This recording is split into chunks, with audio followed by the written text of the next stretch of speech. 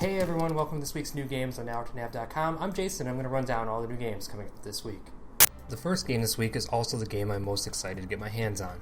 Salt and Sanctuary is a 2D RPG featuring hardcore, beat-you-until-you-break gameplay similar to the Dark Souls series of games, with a deep level of customization, local co-op play, tons of weapons, and gameplay that looks to be as tight as previous games from the studio, such as Charlie Murder and the Dishwasher. I can't wait to grab Chad and dive into this one. Dungeon of the Endless is a game that came out on the PC late last summer, but is finally making its way to the Xbox One this week. I love roguelike games, so I've been following this one through early access, and I can say that was a totally solid game. The cool mix of exploration and turn-based strategy made each dive into the randomly generated dungeons more exciting than frustrating, which is all you can really ask for a roguelike. If you missed it on the PC and have a hankering to rogue your way through a smashed-up spaceship, this might be the game for you this week.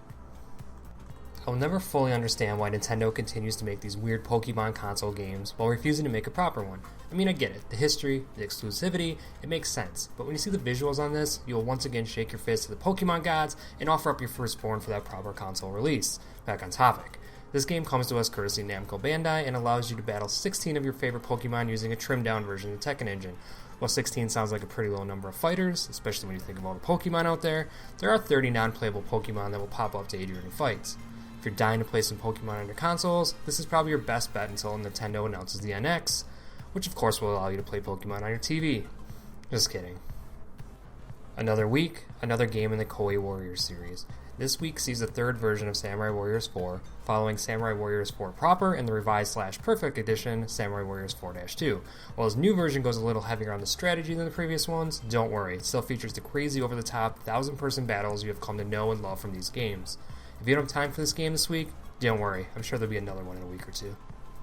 We are huge fans of the UFC here at Allerton Ave, as shown by our UFC Fight Prediction series, so it's no shock that we've been looking forward to this one for a while. The first game was a great building block, but we have high expectations that the team learned from their mistakes and built a better game here.